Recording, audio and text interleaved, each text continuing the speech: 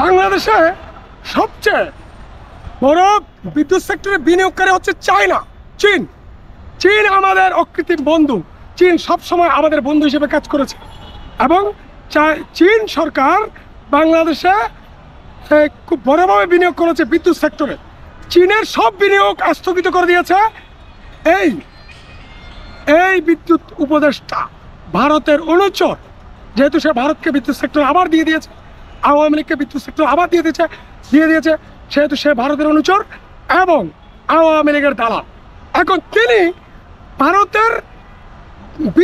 ভারতের বিদ্যুৎ বিনিয়োগকে আবার চালু করে দিয়ে চায়না বিনিয়োগকে স্থগিত করে দিয়েছেন। জনগণ কিন্তু কিছুই জানে না। এই যে গত কয়েকদিন আগে এই আজকের পত্রিকা একটা রিপোর্ট করেছে এই সংক্রান্ত, আপনি একটু দেখে নেবেন। 2 নম্বর হচ্ছে শেয়ার বীজের ইসমাইল আলী, শেয়ার বীজের খুব ভালো রিপোর্টার, ভালো সাংবাদিক ইসমাইল আলী একটা রিপোর্ট করেছেন।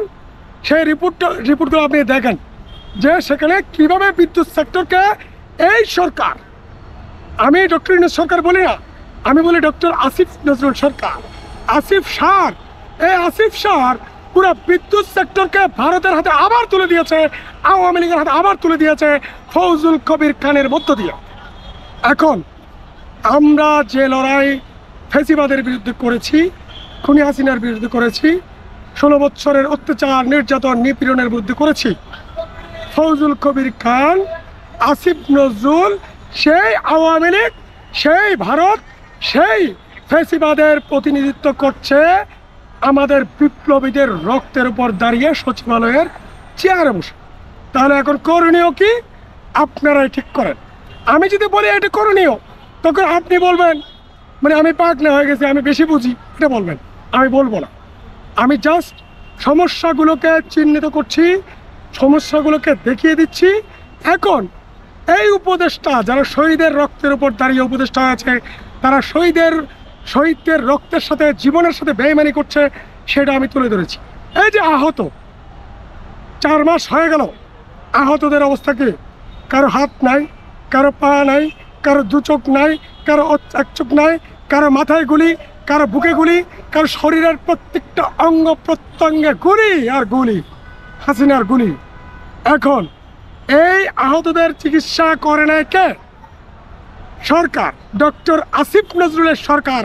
আহতদের সঠিক চিকিৎসা না করার কারণে অনেক আহত মারা গেছেন, অনেক আহত দুর্ভিক্ষ পীড়িত, অনেক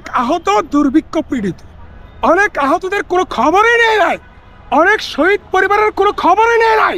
এই আসিফ নজরুলের মতো কিছু অমানুষ এই চেয়ারে বসে যাওয়ার ফলে কি হয়েছে? বিপ্লব হয়ে গেছে বেহাত। এদের 1 ফোঁটা রক্ত নাই এই বিপ্লবে, উপদেষ্টাদের 1 ফোঁটা রক্ত নাই আসিফ আর নাহিদ ছাড়া। আরেকজন আছে ফরিদা আফা, মৎস্য মন্ত্রণালয়ের আদিলুর রহমান। এই 4 জন ছাড়া সবগুলো হচ্ছে ভারত আমেরিকার দালাল।